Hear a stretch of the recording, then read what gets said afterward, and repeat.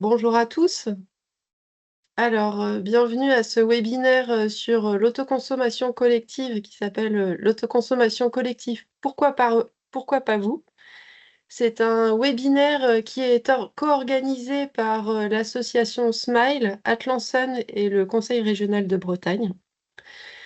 Nous allons voir dès à présent l'ordre du jour.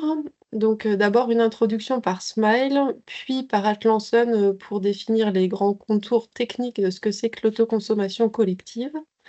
Ensuite, un court panorama régional, un focus sur les aides de l'ADEME, puis, 3 retours d'expérience avec, la participation d'Energive, de Kenya et d'Enric.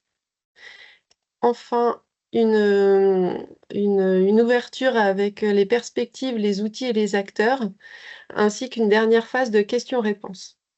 Alors pour, le bon déroulement, de ce webinaire, les micros et les caméras, sont fermés, mais n'hésitez pas à déposer vos questions ou vos commentaires dans le petit onglet, Q&R, donc c'est, à droite de conversation, pour suivre plus facilement le fil des échanges. Sans plus tarder, je passe la main à Thomas.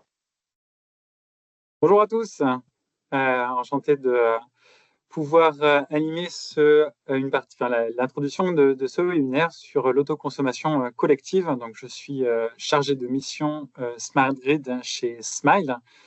Euh, Avant de vous présenter un petit peu l'association, le lien qu'il y a entre l'autoconsommation collective et les réseaux énergétiques intelligents, c'est vraiment une des briques en fait de réappropriation de l'énergie.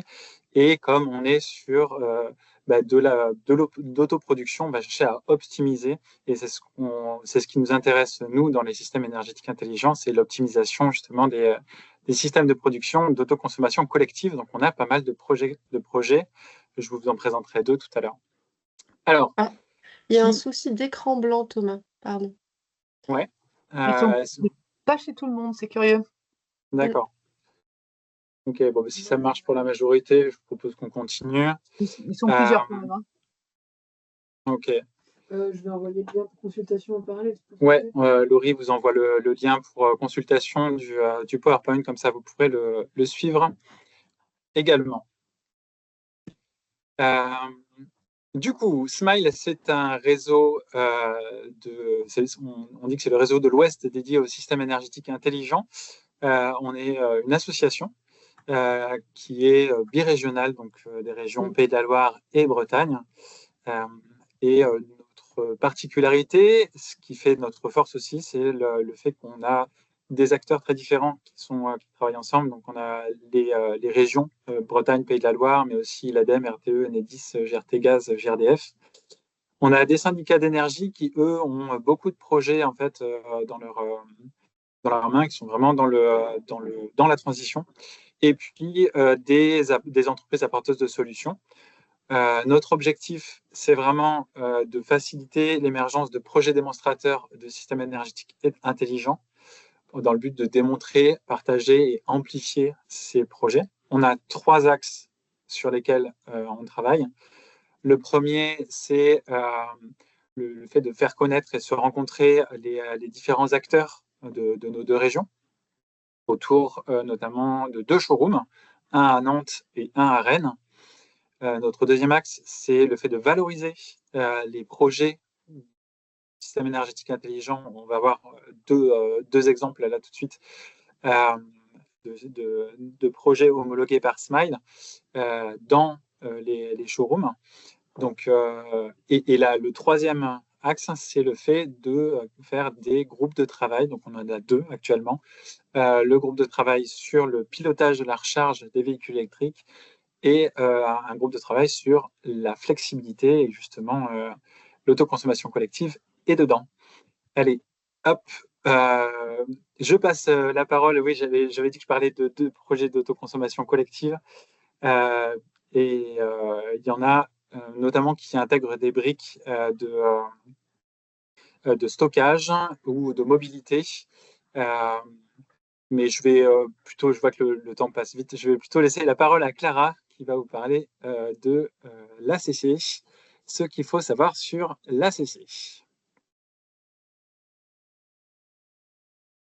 Ouais, merci Thomas. C'est bon, est-ce que je peux passer les slides? Hop. Ouais, c'est bon. Ouais, ok. Eh ben, je te remercie. Oui, donc bonjour à tous et à toutes. Clara Bosnet, je suis chargée de mission photovoltaïque au sein d'Atlansun. Je vais être très rapide sur la présentation d'Atlansun pour garder un peu de temps plus sur l'aspect ACC et pour en définir un peu les contours. Si vous devez retenir quelques petites informations, on est une association loi 1901 qui existe depuis 2012. On est un réseau d'acteurs du solaire photovoltaïque, mais aussi solaire thermique, présent en Bretagne et en Pays de la Loire. Et les acteurs peuvent être aussi bien privés que publics. Pour en savoir plus, je vous renvoie sur notre site internet où on présente l'équipe et nos actions, ainsi qu'un centre de ressources qui est à disposition de tous. Mais je ne prends pas plus de temps que ça pour l'instant. Pour vous parler directement du sujet, à savoir l'autoconsommation collective. Et on va commencer par une petite définition. Donc, l'ACC, qu'est-ce que c'est? C'est un mode de valorisation et de consommation d'électricité dans lequel un ou plusieurs consommateurs utilisent de l'électricité produite localement par une ou plusieurs installations de production d'ENR. Donc, c'est une électricité qui est partagée entre plusieurs participants selon des règles définies à l'avance, et on va parler un peu de ces règles juste après. Donc ça, c'est une définition un peu simplifiée. Pour avoir la définition complète et réglementaire, je vous renvoie au Code de l'énergie. J'ai mis l'article juste en dessous.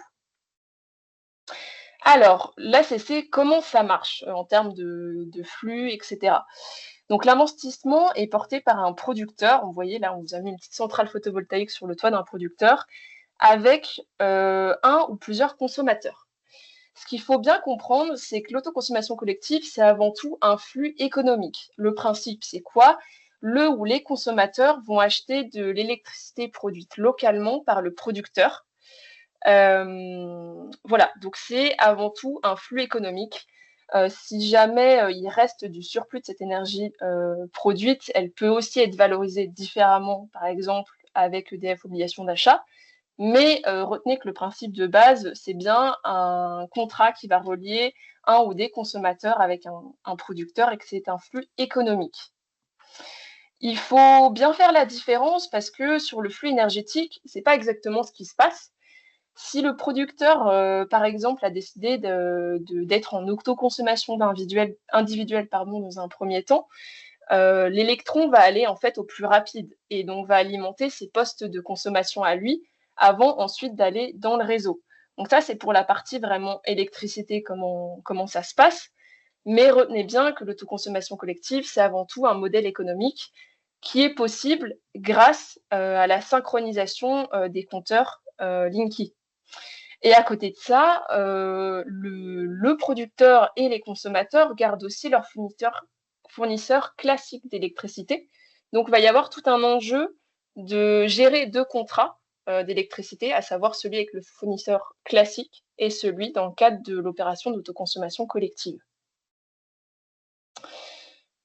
Voilà pour ça. Donc, quelques petits principes à retenir pour l'ACC. Déjà, il y a un périmètre géographique donné. On ne peut pas faire des opérations d'autoconsommation collective en traversant la France.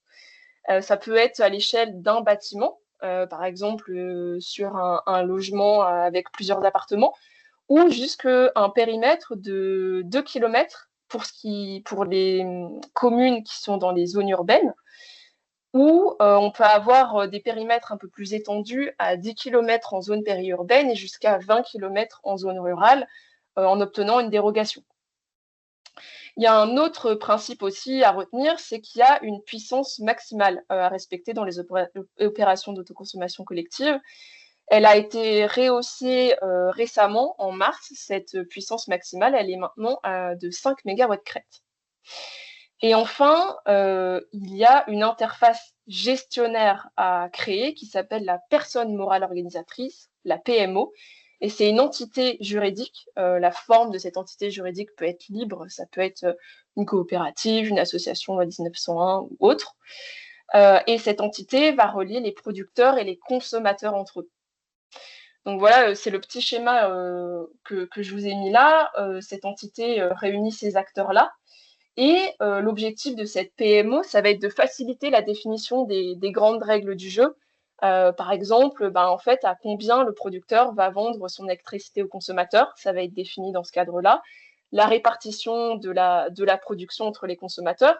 Est-ce qu'on se met d'accord que chacun obtient une partie de la production égale, ou est-ce qu'on préfère dire que la répartition sera en fonction de l'acteur qui consomme plus à un instant T? Enfin, voilà, il peut y avoir différentes clés de répartition et elles vont être décidées à ce moment-là.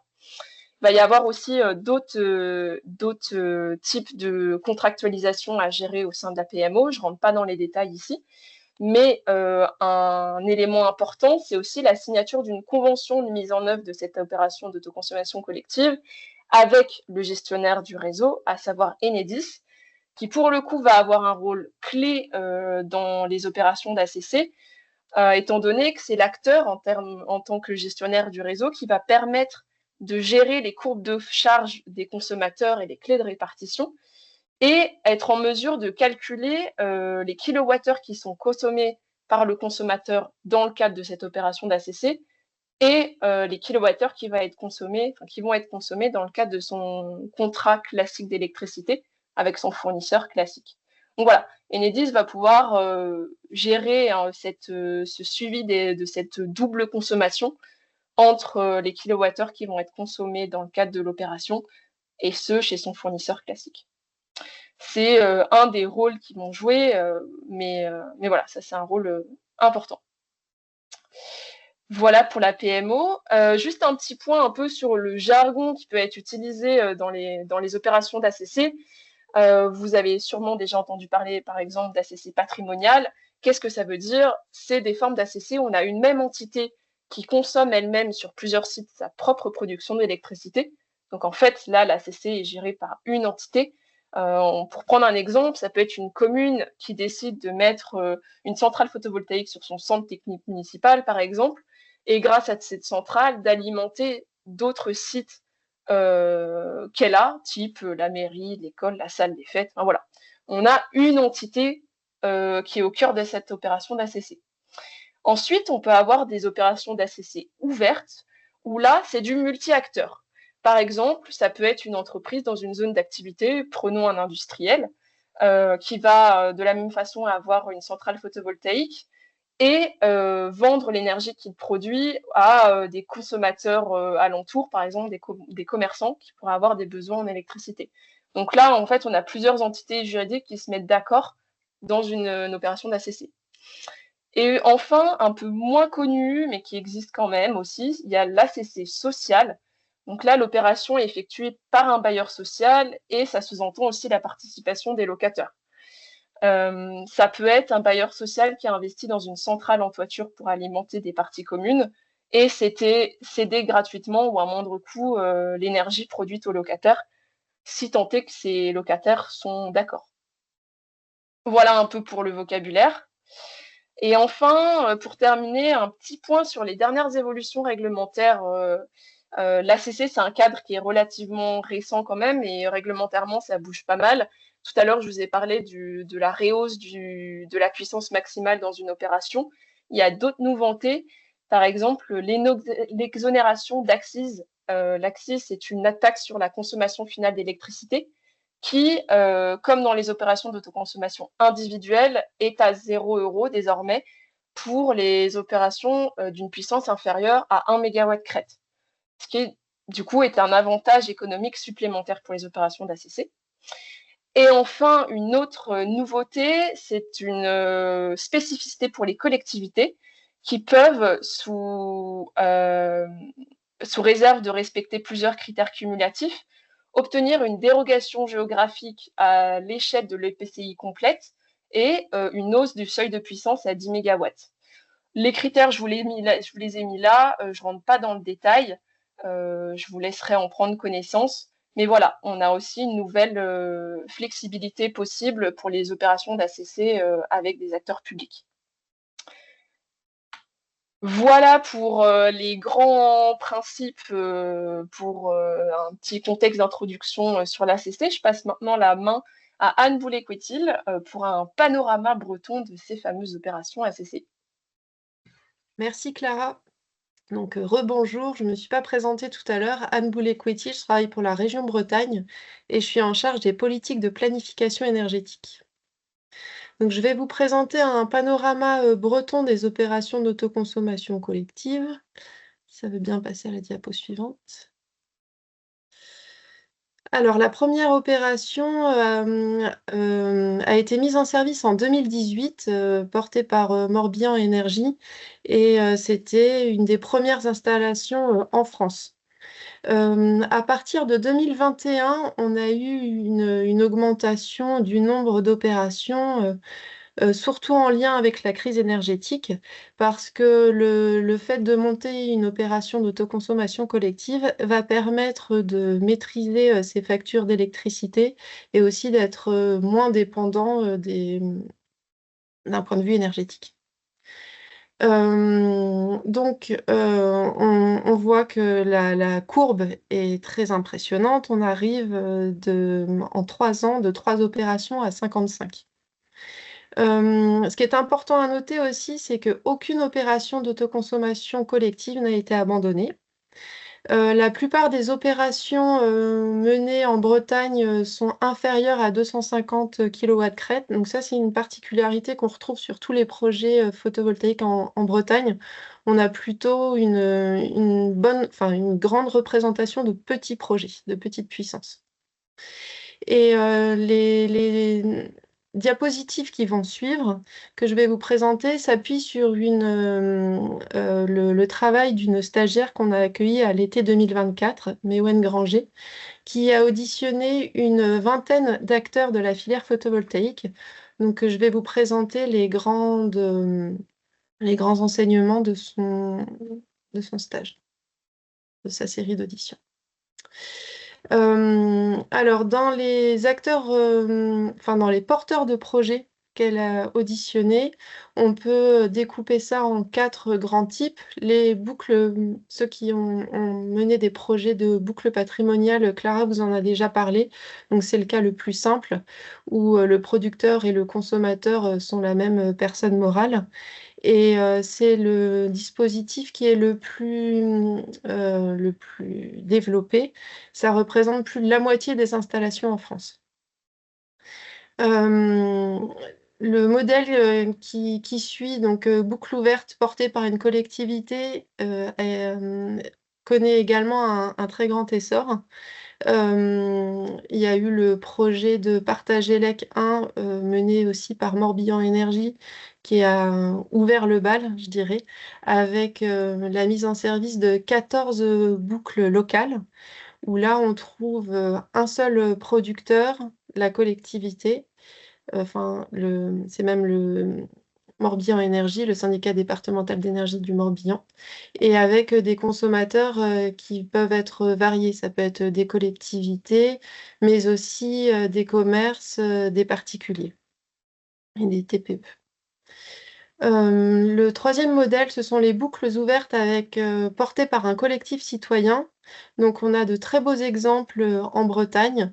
Je pense notamment au projet des centrales villageoises de l'Envalais, où là, donc, on va avoir des citoyens qui se mobilisent pour monter un projet avec un investissement 100% citoyen, et les panneaux solaires vont être installés sur le toit de bâtiments publics avec des consommateurs possibles qui peuvent être assez variés, donc même topo que précédemment, collectivités, particuliers ou entreprises.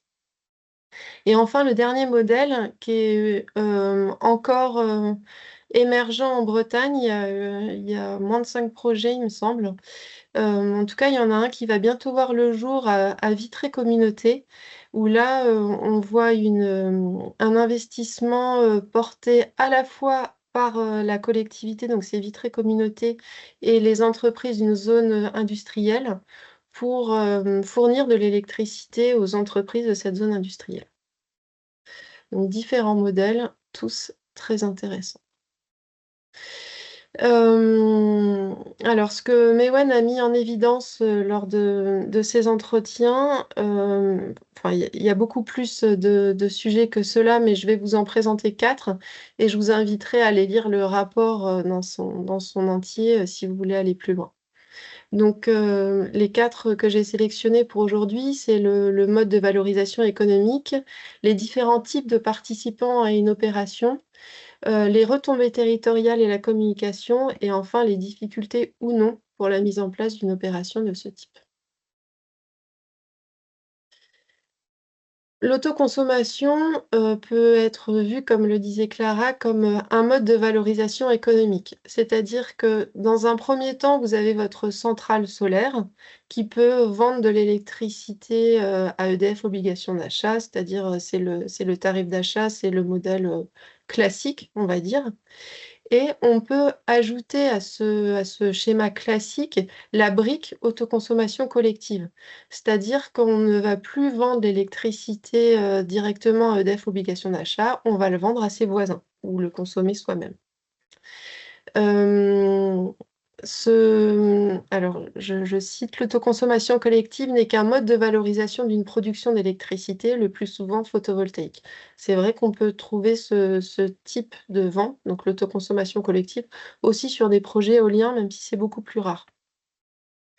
Le grand avantage de l'autoconsommation collective, ça va être de créer un projet de territoire avec des retombées financières locales, une dynamique aussi territoriale. On va embarquer aussi un certain nombre de personnes dans une réflexion sur la consommation énergétique, sur l'acculturation aussi au sujet énergétique, donc ça a de grandes vertus pédagogiques. Attachons-nous maintenant à voir les participants à une opération, avec d'abord les producteurs. Donc le producteur, c'est l'acteur central et moteur d'une opération parce que c'est lui qui va porter le projet au départ. Le montage le plus simple et le seul existant, alors actuellement, en tout cas en 2024, c'était un seul producteur. Mais on sait qu'il y a aujourd'hui, en 2025, quelques projets émergents en Bretagne avec plusieurs producteurs. Même si plus on a de producteurs, bien sûr, plus le modèle va être complexe. Il existe différentes options pour un propriétaire foncier. Louer son foncier au futur producteur, devenir producteur lui-même ou devenir consommateur. Je prends l'exemple de Cyrène, donc c'est un collectif citoyen à Rennes qui a monté un projet solaire qui s'appelle Éclair, où Cyrène vient louer les toitures, enfin des toitures de la ville de Rennes et va fournir en électricité des écoles, des commerces, des citoyens. Donc là, la ville de Rennes, qui est propriétaire de son foncier, à la fois touche une petite rémunération, mais en plus est consommateur de l'électricité. Et enfin, il existe différents types de projets solaires. Il y a des toitures, des ombrières, des trackers de façon plus marginale. Et il y a également, on voit émerger des projets de solaire au sol. Donc voilà, ça concerne tous les types d'installations. Et il est important de comprendre que ce modèle d'autoconsommation peut être créé en amont du projet, c'est-à-dire on va créer un projet solaire dédié après à l'autoconsommation, ou on peut aussi créer un projet solaire sans parler d'autoconsommation au départ et le transformer en projet en boucle locale ultérieurement. Donc ça s'applique au projet actuel, mais aussi au projet à venir. Les consommateurs. C'est un sujet important pour le producteur parce que le choix du consommateur va permettre d'optimiser le taux d'autoconsommation. C'est-à-dire que si vous produisez l'électricité, par exemple, sur une école, et que le consommateur principal est l'école, pourquoi pas, mais l'école sera fermée pendant les mois d'été, là où il y a un pic de production. Donc il est intéressant d'aller chercher d'autres consommateurs, par exemple des commerçants à proximité qui vont avoir, des frigos, pour, utiliser l'électricité, produite en temps réel. Et plus votre profil de consommateur va être varié, plus vous allez, optimiser votre taux d'autoconsommation.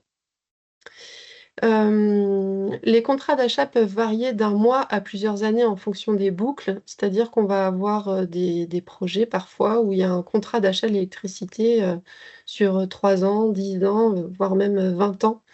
Donc voilà, tout est possible. Alors dans le tableau, c'est écrit consommateur avantageux ou peu avantageux. On pourrait dire avantagé aussi. C'est-à-dire que, un bâtiment public ou parapublic va acheter enfin les collectivités vont acheter l'électricité pour leur bâtiment à un tarif relativement élevé, comme les TPE, les PME ou même encore plus les particuliers. Donc, si on leur propose d'acheter l'électricité dans une boucle d'autoconsommation, ça peut être avantageux économiquement, ça va leur coûter moins cher. Par contre, les consommateurs, entre guillemets, «peu avantageux», ça va être les gros consommateurs industriels qui, eux, ont des tarifs préférentiels pour leur électricité. Donc ils auront moins d'intérêt direct à investir, à intégrer une boucle d'autoconsommation collective. Mais ça peut quand même, arriver. Et enfin, il y a un dissensus des acteurs de la filière sur l'intégration ou pas des particuliers dans une boucle. Comme je le disais, les particuliers, sont ceux qui payent l'électricité le plus cher, donc potentiellement, ils sont en mesure, d'assurer plus facilement l'équilibre économique d'un projet. Par contre, c'est, plus compliqué d'intégrer des particuliers, dans la phase de recrutement des consommateurs. Ça va être chronophage, ça va, demander pas mal d'énergie et puis, il y a une multiplicité d'acteurs, ce qui fait que pour la gestion de la personne morale organisatrice, ce sera plus de travail. Mais c'est tout à fait faisable et hem, on verra tout à l'heure plusieurs exemples qui l'illustrent. Les retombées territoriales et communication. Alors, j'aime beaucoup cette phrase, qui a été, prononcée par Centrale Villageoise Rance Émeraude. C'est un circuit court, un projet territorial qui s'accompagne d'un apprentissage de l'utilisation optimale de cette énergie renouvelable et qui est associé aux économies d'énergie. Effectivement, lorsque vous présentez un projet d'autoconsommation collective, vous allez, questionner, les potentiels consommateurs, sur leur facture d'électricité et ne serait-ce que ça amorce une réflexion, sur, nos modes de consommation et ça peut très vite amener, sur, des actions de sobriété dont on a fort besoin.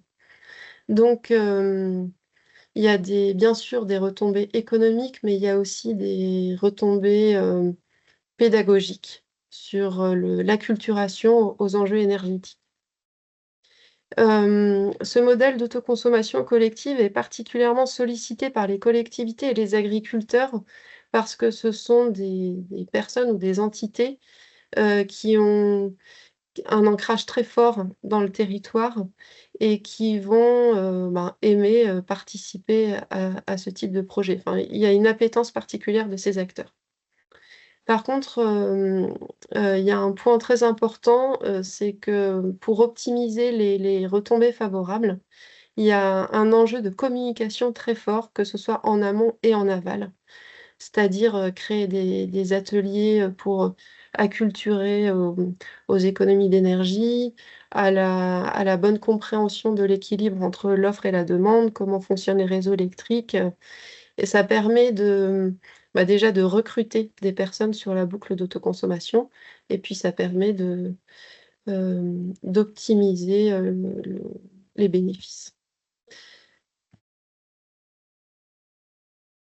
Les difficultés. Donc, la première colonne, ce sont les difficultés qui sont inhérentes à toute installation, photovoltaïque, donc trouver des bâtiments solarisables et se mettre d'accord aussi avec, l'assureur, notamment pour les bâtiments industriels. La deuxième colonne, modèle économique et financement. Alors, hors S21 ou alors avec S21 version 2025, les financements bancaires peuvent être compliqués parce qu'il n'y a pas la sécurité du tarif d'achat que propose le S21. Il y a aussi une vulnérabilité à l'évolution des prix de l'énergie. Quand les prix de l'énergie sont très faibles, les consommateurs vont traiter directement avec leurs fournisseurs. Ils ne voient pas l'intérêt de rentrer dans une boucle d'autoconso. Alors que si les prix deviennent très hauts, c'est ce qu'on a vu avec la crise énergétique en 2021, là on voit tout de suite l'intérêt de rentrer dans une boucle d'autoconsommation. Donc le volontarisme des consommateurs peut varier en fonction des prix de l'électricité. Et enfin, l'optimisation du taux d'autoconsommation peut aussi être compliquée, notamment si les prix de l'électricité sont faibles. Ça va être plus difficile de recruter des consommateurs. Alors, la gestion de la vie d'une opération. Tous les acteurs s'accordent à dire que c'est un enjeu complexe. La PMO, par contre, c'est surmontable. Et la bonne nouvelle, c'est qu'il existe des prestataires, enfin oui, des fournisseurs de services de ce type.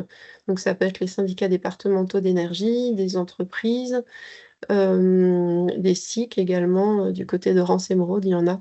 Donc voilà, il y a une multiplicité d'acteurs qui émergent. La double facturation par les fournisseurs, c'est un souci qui tend à s'atténuer. Et enfin, pour les consommateurs, certaines boucles ouvertes peinent à trouver des consommateurs. Bon, ça je l'ai déjà évoqué. Enfin, les non-difficultés. Donc il n'y a pas de difficultés techniques notables, c'est un montage conceptuel. Et comme je vous disais, il existe des bureaux d'études ou prestataires qui peuvent vous accompagner. Les dérogations pour le périmètre sont systématiques. L'externalisation des services à la PMO est possible, bon, je viens de l'évoquer, et aucune boucle d'autoconsommation n'est figée. On peut revenir sur un tarif d'achat si on le souhaite. On peut entrer et sortir de l'autoconsommation. Enfin, voilà le lien vers le rapport complet. Merci pour votre attention et je passe la main à Marcia de l'ADEME. Merci Anne. Vous m'entendez bien? Oui. Ok, super. Alors, est-ce que j'ai la main?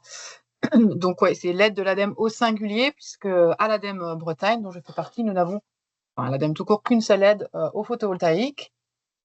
Alors, est-ce que j'arrive à changer les slides? Voilà, c'est bon. Donc, c'est le dispositif, ça va trop vite, d'aide aux études photovoltaïques en autoconso. Donc, on a ouvert début 2025. Donc, c'est un dispositif sur lequel on a encore très peu de recul parce qu'on n'a pas accompagné de projet récemment dans le cadre de ce dispositif. Donc, l'objectif de ce dispositif, si ça veut bien bouger.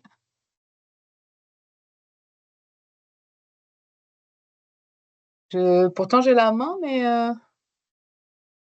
voilà. Donc, c'est bien d'accompagner les maîtres d'ouvrage dans la prise de décision pour réaliser ou non des projets d'installation PV en autoconso. Donc, l'objectif du dispositif et des études, c'est bien d'analyser le potentiel des projets, donc techniques, économiques, etc., de soutenir le processus décisionnel, on a dit, des maîtres d'ouvrage, avec notamment les forces et faiblesses des projets, les ressources nécessaires pour le mener à bien, et puis fournir des éléments clairs, chiffrés aux maîtres d'ouvrage en vue de réaliser ou non le projet. Les résultats attendus de ces études sont bien de proposer des solutions techniques qui soient vraiment adaptées au contexte local et au périmètre de l'étude, proposer des solutions économiques pour le montage technique de l'opération, et enfin vérifier la faisabilité technique et environnementale des taux d'autoconsommation, autoproduction sur les bâtiments étudiés et les installations envisagées. Donc, les projets éligibles, donc les études de diagnostic et les études d'accompagnement d'AMO.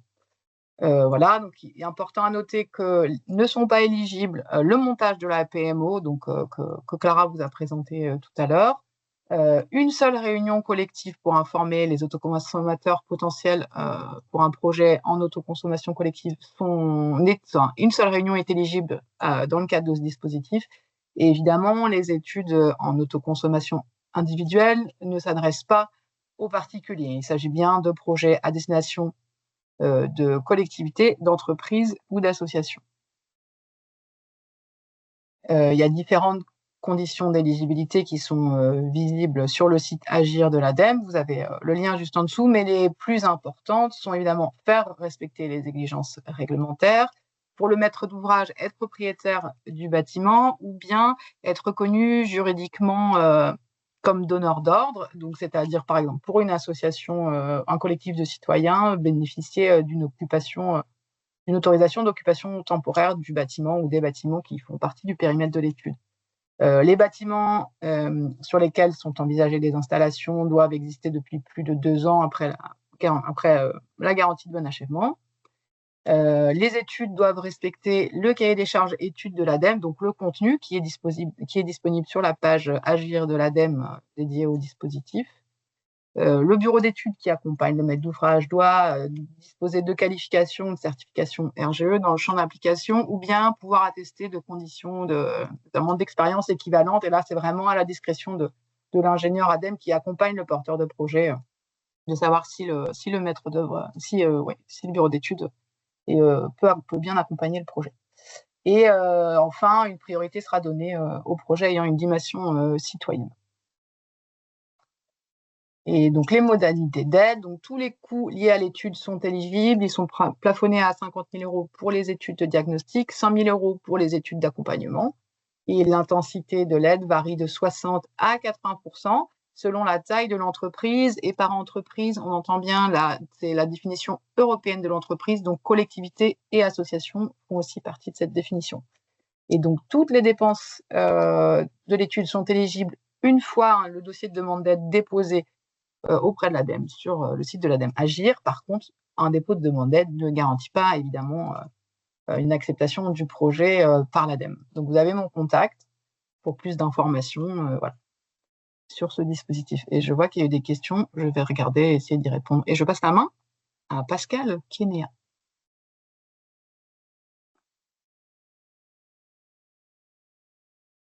Alors, je crois que ça va être Pierre dans un premier temps.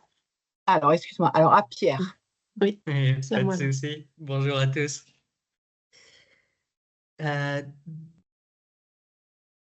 Alors, par contre, je ne sais pas exactement comment prendre la main. C'est bon, oui, je peux, si je clique. Ok, super. Donc, bonjour à tous, Pierre Moal. Je suis le responsable du pôle photovoltaïque d'Energive. Energive, c'est une société d'économie mixte qui est dédiée aux énergies renouvelables sur le département d'Ille-et-Vilaine. Donc, c'est une société qui a été créée, qui est gouvernée par les collectivités locales du 35. Et moi, l'objet, c'était et peut-être que ça répondra à certaines des questions que j'ai vues passer, c'est de vous présenter un de nos premiers retours d'expérience. C'est l'opération Phébus. Donc, c'est une opération d'autoconsommation collective qui a été mise en service en 2021. Donc, on voyait dans les slides qui ont été présentés tout à l'heure, on faisait partie des 3 premières opérations de la région. Donc, peut-être pour introduire ça, ce qui est important dans une opération d'autoconsommation collective, c'est quand même de comprendre l'intérêt de chacun. Pour un producteur, c'est un projet qui est plus compliqué que de vendre tout à un tarif via un mécanisme de soutien. Donc, il peut être pas mal de réussir à inciter ce type de projet-là. Au-delà de, je pense là, autour des écrans, je dois avoir des personnes qui sont convaincues, qui voient tout l'intérêt pédagogique, tout l'intérêt de pouvoir avoir ce type de valorisation-là dans notre mix énergétique. mais il n'empêche que, je ne sais plus les chiffres qui ont été présentés tout à l'heure, mais on a quelques mégawatts en opération d'autoconsommation collective sur plusieurs gigawatts qui ont été raccordés sur la même période. Donc, ici, on peut voir tout l'intérêt des collectivités locales et c'est typiquement la genèse du projet sur Melesse. Ce projet-là, il était initié par la ville. La ville vendait un terrain pour une opération immobilière et dans son cahier des charges de cession, il avait imposé aux promoteurs qui achetaient le terrain de mettre en place une opération vertueuse. Et était fléché parmi ces opérations la possibilité de mettre en place un circuit court. Donc c'est vraiment cette impulsion communale qui a permis au projet de voir le jour. Est-ce que derrière, donc c'est Cap Accession, le promoteur qui avait remporté ce marché pour acquérir le terrain. Cap Accession a cherché, et c'était la slide d'Anne aussi, a cherché des supports pour réussir à faire une opération de circuit court sur les toitures de ces résidences. Donc nous, Energive, on est rentré dès la phase avant-projet sommaire de ce projet-là. On a été contacté par Cap Accession après une mise en relation de la commune pour porter le projet photovoltaïque et organiser le circuit court. Donc ce projet-là, concrètement, ça fait un petit peu plus de 2 ans, qu'il est en opération. On a 90 kW qui sont répartis en 3 centrales sur 3 toitures des résidences Phébus. On a dans l'opération plus d'une quarantaine de consommateurs. Dans ce projet, Energive a réalisé le développement du projet photovoltaïque, a porté l'investissement et aujourd'hui gère l'exploitation. On s'est associé avec la mairie et l'ALEC du Pays de Rennes pour réaliser ce que Anne a bien décrit aussi, c'est-à-dire que l'enjeu dans un circuit court, c'est d'avoir du consommateur. Et pour ça, il faut communiquer, il faut avoir des actions pour que tout le monde comprenne comment ça fonctionne et puis après qu'ils puissent être aussi intéressés pour bien consommer. Et donc pour ça, on s'est appuyé sur la mairie et sur l'ALEC du Pays de Rennes pour mettre en place plusieurs opérations. Et la gestion de l'opération, là aussi, elle est déléguée. Donc, elle est déléguée à Partenaire 35, qui est, comme l'initiative du 22, c'est une association qui est créée pour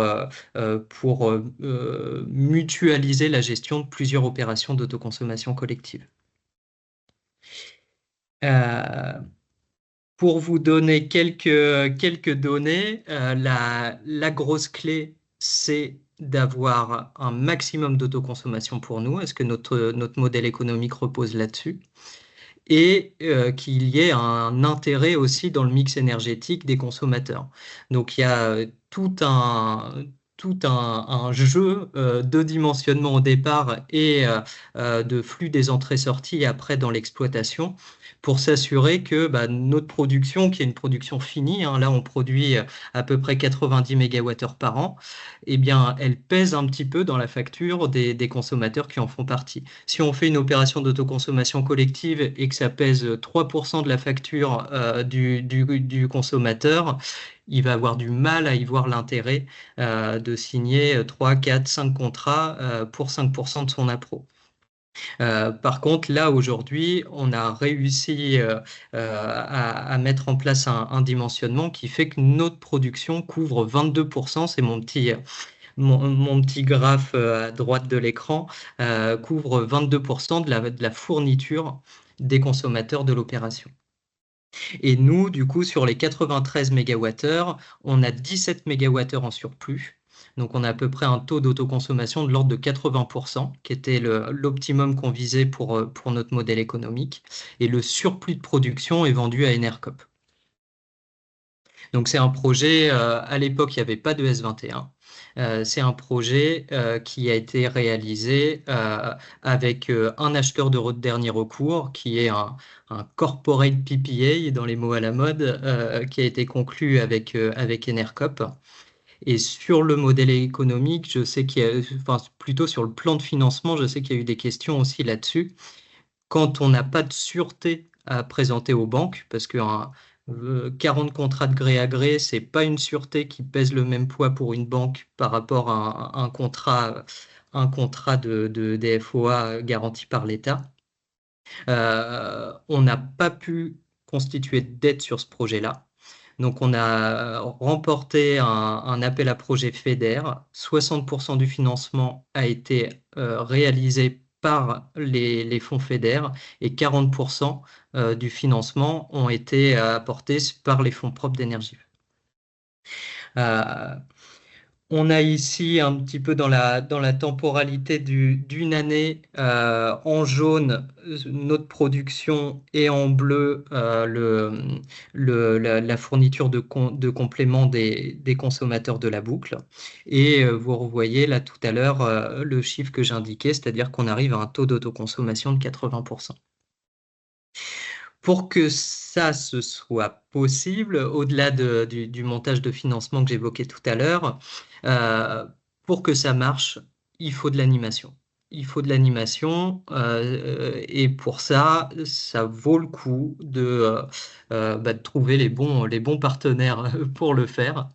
Donc déjà, dès l'émergence du projet, ce qui était plutôt idéal dans notre opération, c'est qu'on était adossé à une opération immobilière où les gens cherchent du coup un logement, constituent un syndic de copropriété et cherchent un fournisseur d'énergie dès qu'ils s'installent. Donc ils sont clairement dans ces problématiques-là. Donc on s'est adossé au syndic de copropriété pour pouvoir rencontrer tous les futurs occupants des logements Phébus. Et donc on a eu une montée en charge, on appelait ça comme ça dans notre jargon, mais en tout cas on a eu une adhésion de consommateurs qui a été relativement rapide parce que dès l'acquisition des logements, on pouvait communiquer avec les consommateurs pour leur dire prenez le fournisseur de votre choix. Et en plus du fournisseur de votre choix, qui ne sera que fournisseur de compléments, vous pouvez souscrire à une offre d'électricité auprès d'Energive qui va vous apporter une partie de votre appro pendant les heures où il y a du soleil. Une fois qu'on avait capté les consommateurs, il faut qu'ils comprennent leur facture, il faut qu'ils comprennent à quel moment bien consommer, il faut qu'ils comprennent est-ce qu'ils ont un gain économique, il faut qu'ils comprennent, et là, clairement, sur l'autoconsommation collective, on a une plateforme pédagogique qui est hallucinante, c'est-à-dire que toutes les données qui sont devenues abstraites parce que dès qu'on appuie sur un bouton, on a de la lumière, avec l'autoconsommation collective. Oh, je suis en train de déplacer ma photo. Sur l'autoconsommation collective, on a une plateforme pédagogique qui permet d'expliquer c'est quoi la production, c'est quoi le réseau public et c'est quoi la consommation derrière. On a vraiment, voilà, comme tous les éléments d'un micro-réseau à portée de main pour présenter tout ça et vulgariser tout ça auprès des consommateurs. Donc, on a réalisé toute une série d'ateliers pour que les gens puissent comprendre les outils qu'ils ont à disposition et comprendre leurs factures, leur mix énergétique, etc. On a aussi mis en place des ateliers pour leur expliquer à quel moment consommer, comment mettre en place le lave-vaisselle au bon moment, comment programmer tout ça sans avoir 100 000 euros de domestique à investir chez soi. Et ça nous a permis déjà d'intéresser les consommateurs qui sont vraiment devenus des consommateurs du projet. C'est un terme qui est souvent utilisé. Et ce qui nous fait extrêmement plaisir et ce que je voulais vous partager aujourd'hui, c'est les retours qu'on peut avoir. Parce que ce projet-là, on l'avait imaginé avec nos idéologies et nos convictions en 2019 sur PowerPoint. Et aujourd'hui, 2 ans plus tard, on se rend compte que ce les objectifs qu'on voulait avoir, c'est ce qui se passe sur le terrain. Et typiquement, ça revient aussi un petit peu sur les réactions de la centrale villageoise Ransom Road qui a récupéré Anne dans son étude. Euh, on a des consommateurs qui sont qui se sentent vraiment acteurs, comme quand vous allez chercher votre panier à la map et que vous sentez que vous participez à un circuit court qui a du sens et écologiquement et économiquement. Là, on se retrouve dans le même cadre, mais avec l'électricité, qui est pourtant un produit un petit peu moins palpable. Et on a des consommateurs qui se trouvent ravis d'y participer, qui trouvent leur intérêt économique, qui arrivent à comprendre ce qui se passe grâce aux outils et aux ateliers, et qui ont fait d'énormes efforts sur leur façon de consommer. Et là, on fait des rapports périodiques. Tous les 3 mois, on envoie une newsletter. On s'est rendu compte de l'impact sur la consommation des personnes. Typiquement, on a des résidents qui arrivent à avoir des taux d'autoconsommation de l'ordre de 60%. Donc 60% de leur appro vient de l'électricité. Et ces gens-là nous expliquent, moi je programme mon lave-vaisselle, je regarde la météo la veille, la nuit j'essaye de consommer le moins possible. On arrive vraiment à avoir cette sensibilité-là. Et quand aujourd'hui on parle de prix négatifs sur le réseau, il y a trop d'offres par rapport à la demande, on se rend compte que l'autoconsommation collective, c'est un vrai outil de flexibilité parce que les consommateurs sont intéressés et arrivent à consommer au bon moment. C'est pas impossible à faire et on en a la preuve concrète aujourd'hui avec ce projet-là. Voilà, j'ai essayé d'aller vite pour essayer de tenir le timing. En tout cas, je pense vous avoir un petit peu présenté le projet, expliqué comment est-ce qu'une initiative communale permet d'aboutir à un projet de circuit court. Et heureusement, ce n'est pas les seules initiatives. Donc, je crois que maintenant, ça va être au tour de Pascal Kenéa qui a d'autres retours d'expérience aussi intéressants à vous partager. Bonjour, vous m'entendez bien? Très bien. Oui, très bien. Donc, je suis Pascal Kenéa, donc je dirige une entreprise du même nom basée à Carhaix, Rennes, Caen. Qui date, puisque ça fait presque 29 ans que l'entreprise existe. Et nous avons été dans les premiers à faire du raccordement réseau, même avant le tarif. Donc là, effectivement, nous avons pu lancer une boucle d'autoconsommation collective à Carhaix. Et je vais vous la présenter rapidement. Alors, je fais comment Voilà.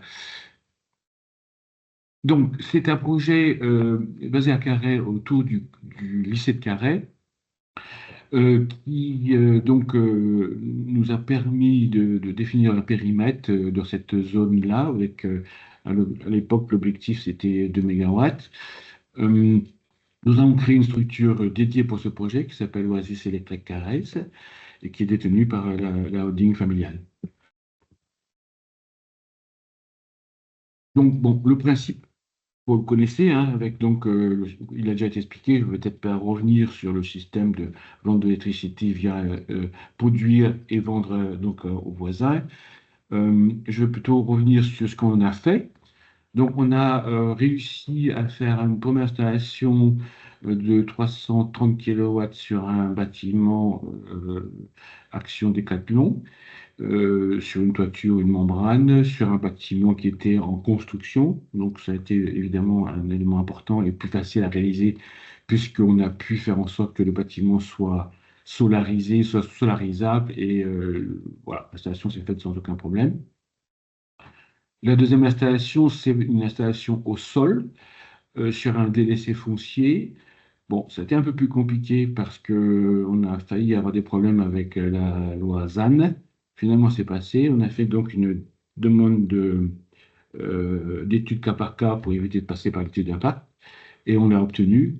Donc, l'installation s'est faite aussi dans de bonnes conditions.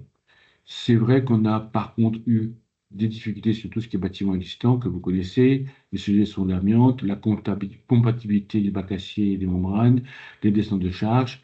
Donc, ça nous a freiné sur un certain nombre de projets où, en fait, ben, tout simplement, les montants d'investissement pour adapter les voitures n'étaient pas corrects, n'étaient pas cohérents pour avoir un objectif économique correct, quoi.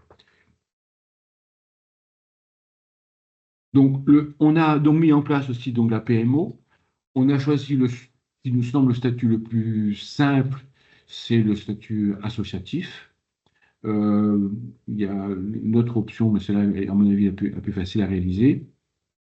Et en termes de gestion de la PMO, donc il y a plusieurs manières de répartir l'électricité. Là aussi, pour l'instant, on a choisi la solution la plus simple, c'est-à-dire ce qu'on appelle la clé de répartition statique, c'est-à-dire qu'on définit un certain pourcentage de la production pour chaque client et on en reste là. On peut faire évoluer au fil du temps, mais c'est le système qui est le plus facile à mettre en place. Il y a des systèmes plus dynamiques, mais pour l'instant, on n'a pas osé encore se lancer dans cette option. Donc, on a choisi la solution la plus simple quand même. On a travaillé évidemment sur le sujet, puisque évidemment, produire l'électricité, c'est une chose. Expliquer aux consommateurs, c'est leur dire, ben voilà, comment ça se présente une facture d'électricité, leur rappeler, je dirais, la configuration d'une facture d'électricité, c'est une chose, et ensuite voir comment nous, par rapport à leur propre facture d'électricité, on se positionne.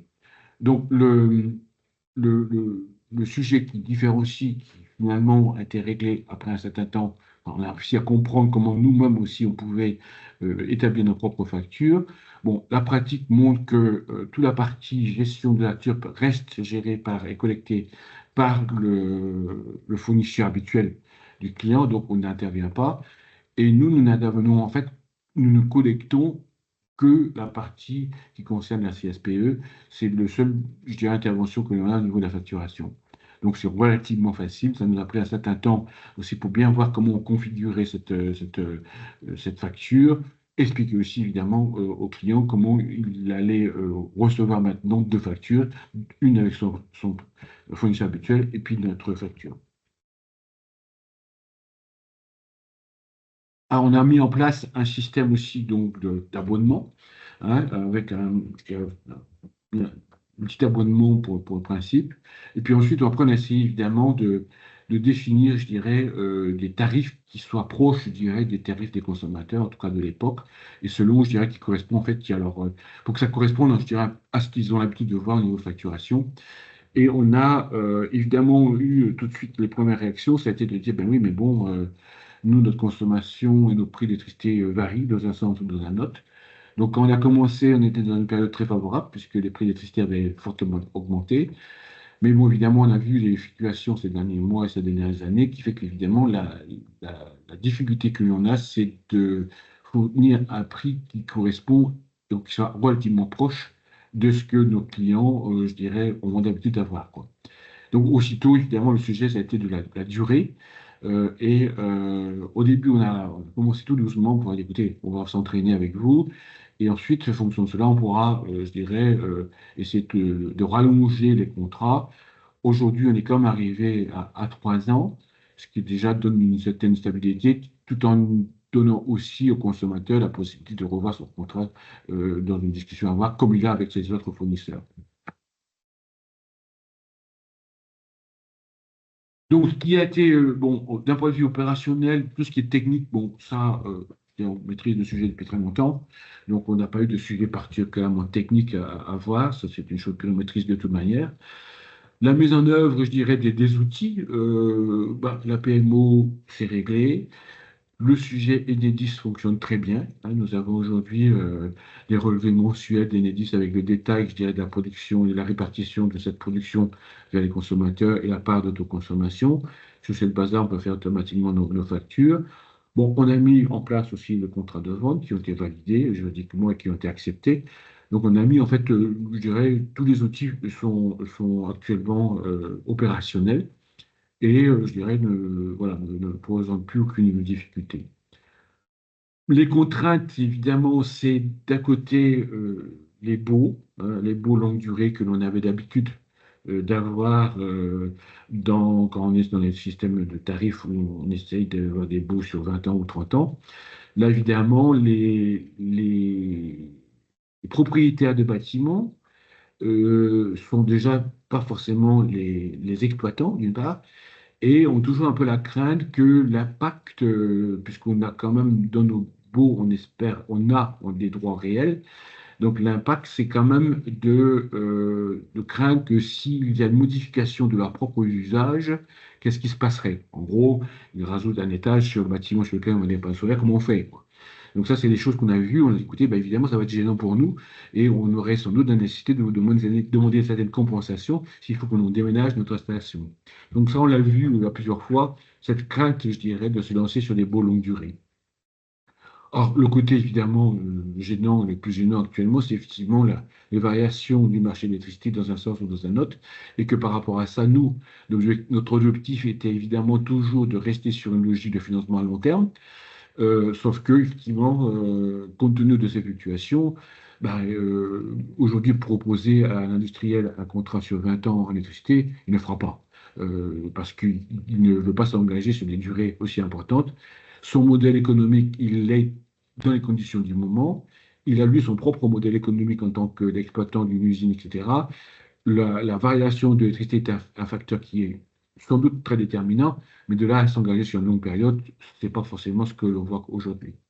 Donc c'est ça la vraie contrainte actuellement aussi, qui évidemment impacte ben, le financement du projet, puisque comme déjà dit, on n'a pas de sûreté, on n'a pas de contrat longue durée, on a des risques sur ben, le client. Est-ce que le client qui est aujourd'hui en bonne santé économique, peut-être que dans quelques années, il ne sera pas le cas. Donc, ça, il y a un risque sur le type de client.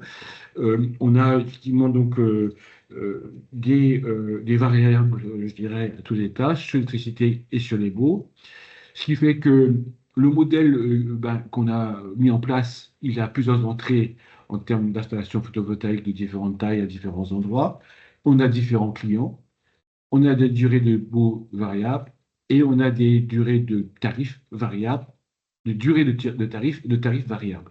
Le taux mis dans un tableau, quand vous allez voir votre banquier, qui va lui raisonner en taux de couverture de la dette et donc de risque, eh ben, évidemment, il dit je ne sais pas faire, et ce qui fait que le projet que nous avons mené jusqu'à présent ben, n'a pas de financement. Donc c'est un financement intégralement en fonds propres. C'est effectivement la grosse contrainte actuellement, quoi.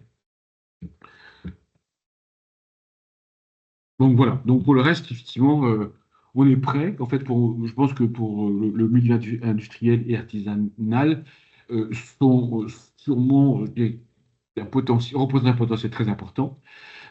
Il y a quand même une nécessité de pédagogie, ça a été évoqué précédemment. C'est vrai que les gens n'ont pas encore l'habitude de ce genre de modèle. Il faut être, je dirais, essayer de leur donner des éléments, je dirais, relativement simples pour qu'ils arrivent finalement à l'intégrer. Certains vont le faire par principe parce qu'évidemment, ça rentre dans leur logique RSE, etc. D'autres vont quand même essayer de rechercher un intérêt économique. Donc, il faut souvent combiner un petit peu les deux. Et dans les clients que nous avons, on voit bien que certains grands consommateurs le font, je dirais, un peu pour nous faire plaisir, si j'ose dire, sachant que c'est pas forcément le meilleur prix que l'on proposera, mais par contre, ça fait toujours bien d'avoir un peu d'électricité. Et d'autres, quand même, sont plus proches, je dirais, d'une économie à réaliser, quoi. Donc voilà, donc à mon avis, c'est un modèle qui mérite d'être développé à grande échelle, et en Bretagne en particulier. Donc nous sommes opérationnels en tout cas. Il y a juste un seul sujet à régler, c'est la partie financière. Voilà. Je passe la main à Simon Lucas, alors maintenant. Donc, bonjour. Je ne sais pas comment je passe les slides, moi, par contre, mais ok, bon, ça passe tout seul.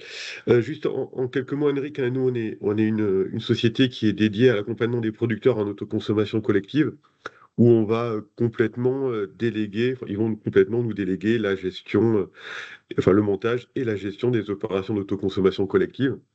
Donc aujourd'hui, on a plus de 30 opérations qu'on gère. On en a 15 où on attend les dérogations de la DGEC pour appuyer sur le bouton et une trentaine qui est en cours de montage en fonction des natures de production du projet. Et donc, j'interviens un peu pour présenter la démarche qu'on a accompagnée, en particulier avec la PEFA, qui est une association de producteurs d'électricité photovoltaïque agricole. Vous pouvez passer la slide. Hop. Ouais. Et du coup, pour revenir un peu sur les enjeux qui ont été un peu abordés, hein, moi, je suis un peu plus tranchant que ce qui a été évoqué. Aujourd'hui, clairement, la culture, elle est pratiquement nulle sur l'autoconsommation collective. Il y a très très peu de consommateurs, entreprises qui connaissent. Donc, il y a le sujet voilà, de communication, il est important, mais même au-delà de ça, il y a une culture très faible sur l'acte d'achat d'électricité pour les consommateurs tout court. Donc, il y a vraiment un gros sujet là-dessus. Donc, ça va se résoudre avec le temps et les collectivités ont un énorme rôle à jouer, à mon sens, là-dessus. Pas les collectivités côté euh, énergie, mais vraiment côté développement économique, animation des zones d'activité, pour sensibiliser à l'acte d'achat énergétique et au sujet de l'autoconsommation collective. Le cadre réglementaire rapidement, vous avez dû entendre parler de l'autoconsommation de fourniture. Oubliez ça, ça va être résolu par une loi énergie. C'est c'est une erreur de la loi Appert, ça va être corrigé par les parlementaires, on peut leur faire confiance. Il y a un énorme impact qui est difficile à mesurer sur le nouveau cadre de soutien qui a été évoqué là sur le S21 mode 2025, avec ce qu'a dit Monsieur Kenya juste avant, hein, sur l'enjeu du financement. Mais ça, tous les acteurs, y compris les acteurs bancaires, hein, commencent à comprendre que bah, s'ils veulent financer du photovoltaïque, en particulier en monde agricole, il faudra intégrer l'autoconsommation collective. Et l'ancien monde de se baser que sur l'obligation d'achat, bah, c'est résolu. Petit point dernier, je ne sais pas si la DGEC est autour de la table, mais on a toujours un délai très long de mise en œuvre des dérogations. On est à plusieurs mois. Et clairement, c'est un petit peu complexe, d'attendre 2 mois pour avoir une dérogation sur des communes qui est quand même assez simple à analyser. Il y a quand même des évolutions à avoir. On a évoqué beaucoup de sujets qui ont pu bénéficier de fonds FEDER, donc qui n'ont pas pu bénéficier du cadre EDF-OIA. EDF-OIA, donc, qui est quand même l'acheteur principal, a des difficultés dans sa gestion des opérations d'autoconsommation collective. Et en courbe de charge de manière générale. Donc il y a un vrai sujet qu'il faut travailler avec eux là-dessus. Et enfin, au sujet de la PMO, ça a été redit dans ce webinaire et moi je tiens à le préciser un peu fortement. Il n'y a pas besoin de créer de PMO pour faire une opération d'autoconsommation collective. Il faut une PMO, certes, mais on n'a pas besoin de la créer à chaque opération. Et donc, du coup, on peut avoir des opérations, et je reviendrai sur ce qu'a fait la PEFA, des PMO mutualisés qui vont permettre de dupliquer, d'accélérer et d'industrialiser, hein. Aujourd'hui, l'enjeu, c'est pas de faire quelques opérations, c'est d'industrialiser les opérations d'autoconsommation collective. Et il y a un sujet aussi qui est important à voir sur les obligations entre la PMO et le producteur, hein. La PMO, c'est pas un acteur économique. Il peut facturer ses prestations, mais il ne facture pas d'énergie, jamais, ça c'est interdit, c'est le producteur qui facture. Et donc, il y a vraiment une différence entre cet aspect PMO technique et producteur économique.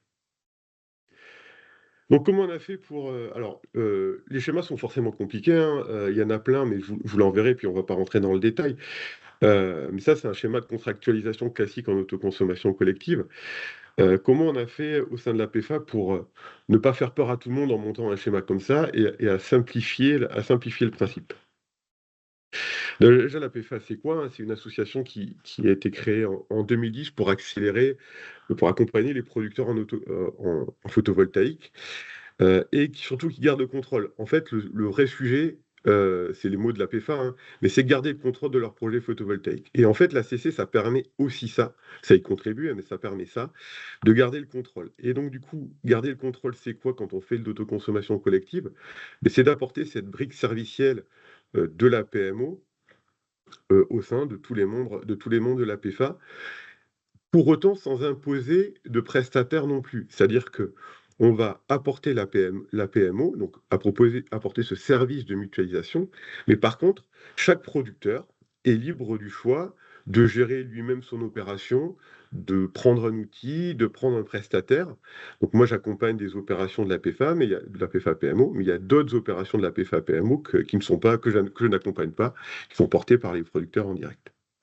Et donc, du coup, quand on remet le schéma, remet la PM au milieu, en fait, voilà, on a ce service qui est proposé et qui est différent pour les producteurs et les consommateurs. C'est payant pour les producteurs et c'est gratuit pour les consommateurs. Pourquoi gratuit pour les consommateurs?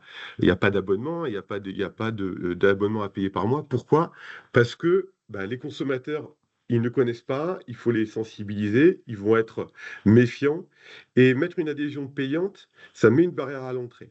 Et donc, du coup, le choix qui a été fait par la PFAS, c'est de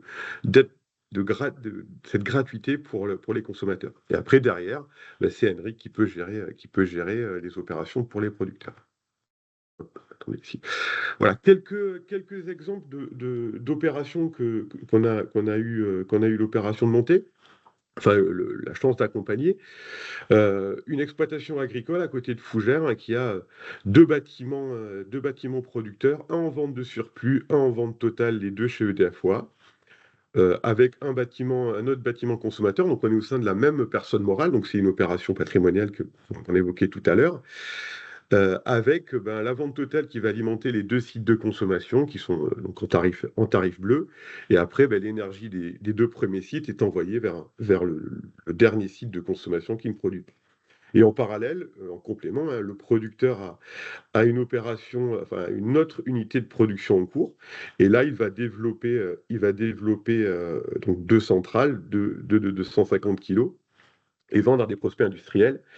Donc on a fait deux opérations différentes. Pourquoi? Parce que quand on a monté l'opération, l'exonération d'assises était uniquement valable sur demande de rescrit au sein des opérations patrimoniales. Donc c'est pour ça qu'on avait séparé ces deux opérations. Je ne rentre pas dans le détail, hein, mais si vous avez des questions, vous aurez les analyses. Le deuxième, c'est une opération qui répond à des questions aussi tout à l'heure, hein.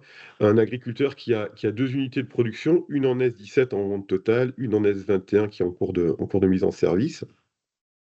Lui, il a une très faible consommation, donc il n'est pas intéressé par consommer. Voilà, il a le droit.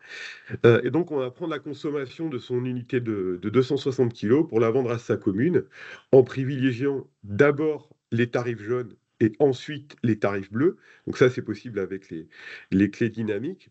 Pourquoi on fait ça? Pour une optimisation économique pour le producteur et le consommateur. On va aller chercher les sites qui achètent le plus cher l'électricité, et après on descend comme ça dans les sites qui achètent moins cher l'électricité, en sachant qu'on a un seul acheteur, hein, qui est la commune, donc qui a passé un marché, et on choisit en fonction des bâtiments. Donc l'intérêt, il est partagé entre le producteur et le consommateur. Un petit focus sur le retour d'expérience sur la politique tarifaire, qui est un des sujets majeurs de l'autoconsommation collective, qui est excessivement complexe, parce que la politique tarifaire de la fourniture d'électricité est excessivement complexe. Donc nous, on a constaté deux approches. Une qu'on essaie de limiter, parce qu'elle est un petit peu simpliste face à notre expérience. Et en particulier, elle affronte la diversité des tarifs de l'électricité. Et je vous partage un exemple qu'on a rencontré où quelqu'un voulait vendre à 180 € du mégawattheure, 20 centimes. Et la personne a dit: ah, non, je ne suis pas intéressé parce que moi, j'achète aussi à 20 centimes en moyenne. Sauf qu'elle achète entre 28 centimes et 10 centimes en fonction des postes tarifaires. Et donc, du coup, on peut choisir en autoconsommation collective quand est-ce qu'on livre l'énergie. Et donc, le contrat, on est arrivé à une économie substantielle en ne lui vendant qu'en heure pleine hiver et qu'en heure pleine été. Pour la petite info, on est sur 16 000 € d'économie pour le producteur, pour le consommateur dans ce cas-là. Le deuxième tarif qu'on applique, et vraiment, c'est quelque chose que je pousse beaucoup et qui fait écho à ce qui a été dit en avant sur projet territorial, ancrage de la valeur. Et ça, c'est vraiment des sujets sur lesquels moi, je travaille beaucoup et je pousse les producteurs à s'inscrire. C'est de se dire, en gros, quand on fait de l'autoconsommation collective, on va ancrer la valeur dans le territoire, entre le producteur et le consommateur. Cette valeur ancrée, on la partage en deux.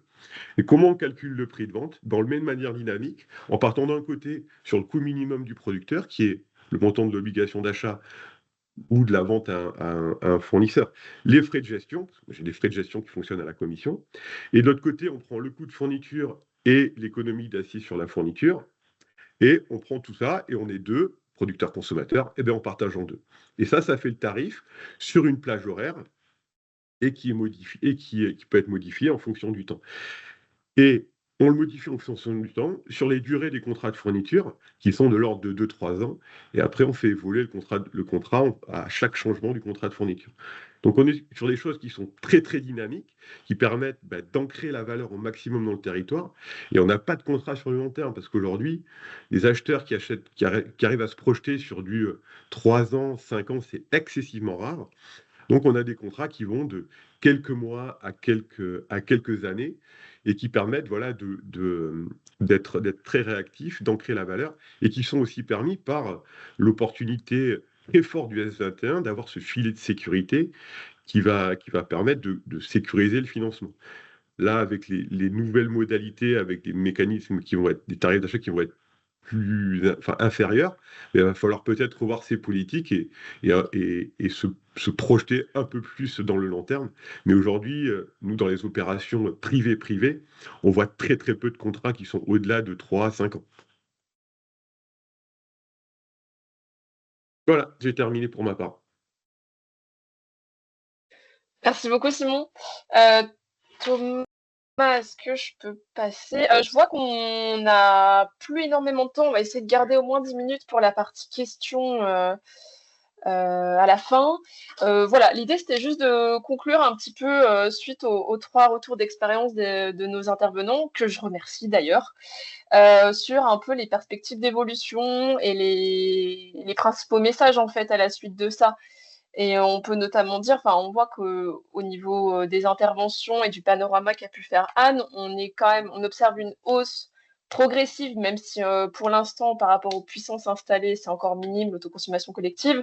Mais on voit qu'on est vraiment sur une dynamique de hausse qui est liée à plusieurs choses. Simon en a très bien parlé, mais voilà, cette création de valeur locale est vraiment un argument qui pousse en faveur de l'autoconsommation collective, avec une sécurisation du coût d'électricité pour les consommateurs dans un contexte de hausse du prix d'électricité. Bien que, voilà, ça aussi, ça a été mis en avant, on a quand même encore des freins qui sont liés au manque de sensibilisation des marchés d'électricité et de l'achat d'électricité, surtout dans le monde privé. Ça, on a encore des marges de manœuvre de progression là-dessus. Tout à l'heure, Pierre parlait du fait que pour les producteurs, c'est parfois un peu compliqué de partir sur de l'ACC parce que c'est plus facile, entre guillemets, de se reposer sur les mécanismes de soutien.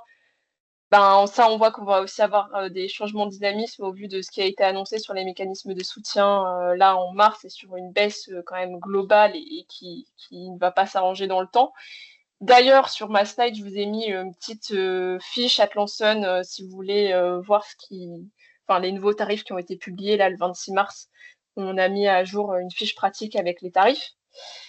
Un dernier petit mot aussi, ce qu'on voulait mettre en avant, c'est aussi qu'il y a des... Alors déjà, l'ACC est une pratique encore innovante, le nombre d'opérations qui sont concernées, mais même au sein de l'ACC, on voit encore des choses qui évoluent et qui arrivent.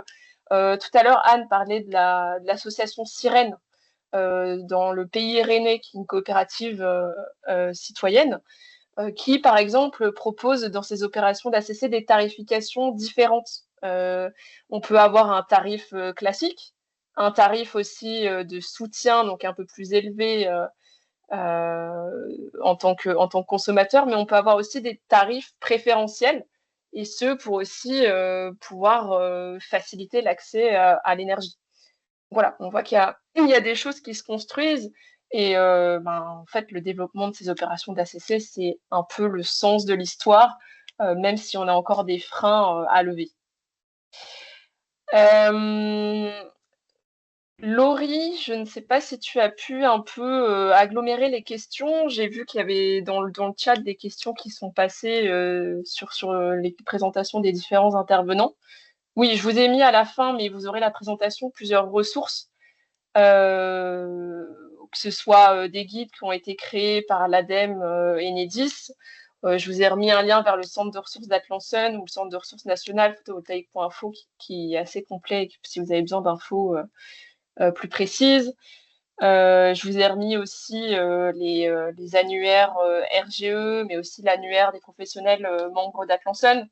Voilà, l'idée, c'est de dire, maintenant qu'on a dit tout ça, vous avez aussi les clés et on vous met à disposition les ressources et des acteurs qui peuvent vous accompagner, que ce soit dans le montage de l'opération d'ACC, comme Simon a pu présenter, ou des acteurs plus larges. Est-ce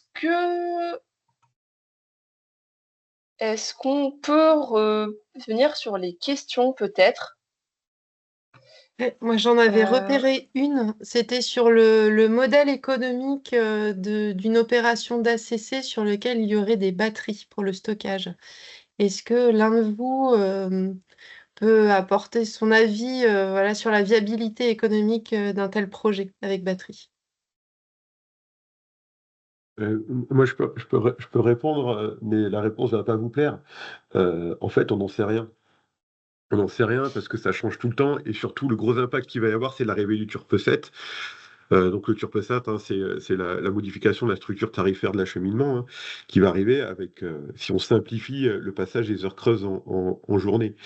Donc ou peut-être que demain, le stockage sera plus intéressant parce que bah, on va produire en heures creuses.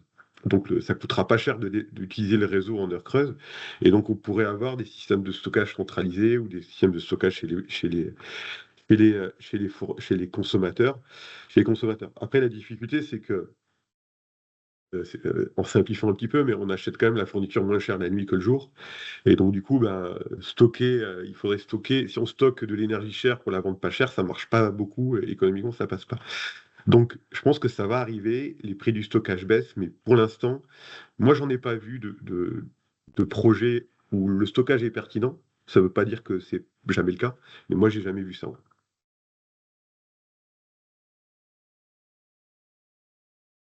Merci Simon. On a une autre question économique sur les CAPEX, c'est-à-dire les coûts d'investissement, et les OPEX, les coûts de gestion, assurance, maintenance d'une centrale solaire. Alors, Pierre Moelle a dû nous quitter, mais il m'a fourni des éléments par rapport au projet Phébus qu'il vous a présenté. Donc, c'est un projet qui a bénéficié d'une subvention européenne via le FEDER, ce qui a permis de réduire le coût de production du kilowattheure.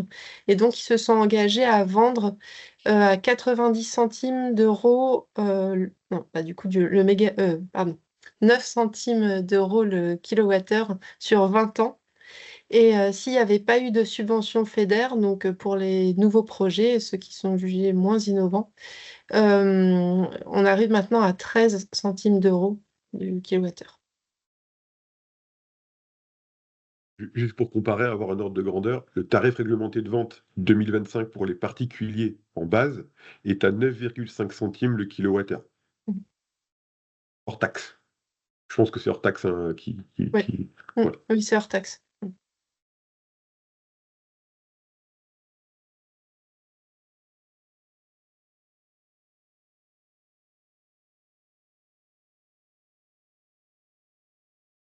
Et juste pour répondre à la question, parce que personne n'y répond sur les CAPEX, les CAPEX d'une centrale en ACC sont les CAPEX d'une centrale de prod.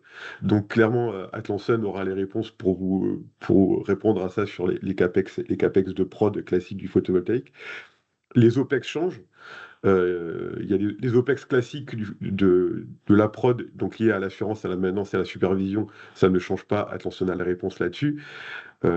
Les OPEX d'ACC, moi je peux vous dire les prix que je pratique en termes de gestion d'opérations d'autoconsommation collective. Nous, on est entre 12 et 18 euros du mégawattheure géré. Voilà, parce que nous, on a une base de facturation sur les mégawattheures, sur l'énergie gérée. Mais voilà, on a ce prix-là, au moins ça vous donne un ordre de grandeur qui sera de toute façon nécessaire à intégrer dans les business plans des centrales si on veut absolument avoir de l'autoconsommation collective pour aller dépasser l'obligation d'achat qui va baisser fortement dans les mois à venir.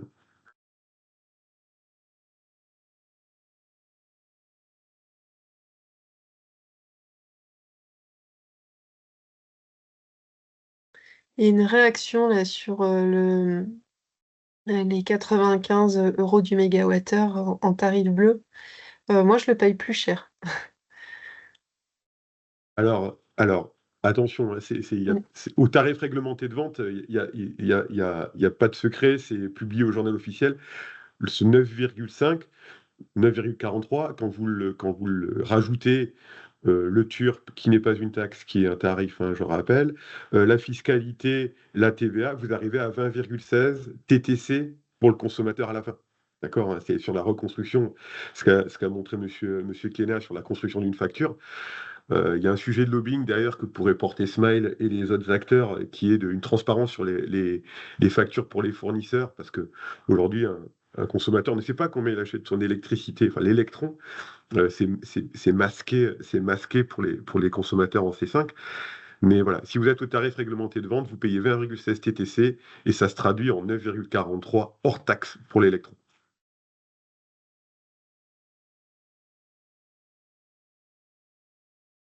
Merci Simon. Il y avait une question également sur la possibilité d'augmenter la puissance au-delà de 5 mégawatts pour l'autoconsommation. Est-ce que Clara, tu veux y répondre? Oui, il me semble que j'ai répondu dans le chat. La question, c'était de savoir si cette augmentation à 5 mégawatts ne concernait que les acteurs collectivités publiques. Et j'ai répondu que non, que cette hausse récente s'appliquait à tous les acteurs, mais que par contre, une hausse à 10 mégawatts, c'était une procédure dérogatoire pour les collectivités sous les critères que j'avais cités lors de ma présentation. Mais en gros, c'est plutôt des opérations d'ACC pour les acteurs publics. Donc 5 mégawatts pour tout le monde, 10 mégawatts crête pour les acteurs publics. Merci. Je vois une main levée. Steven Bobet.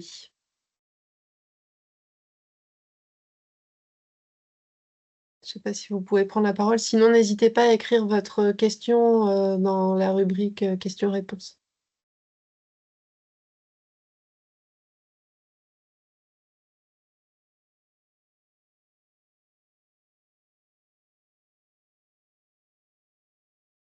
Il y a une question sur la régulation potentielle des prix de vente en ACC par l'État.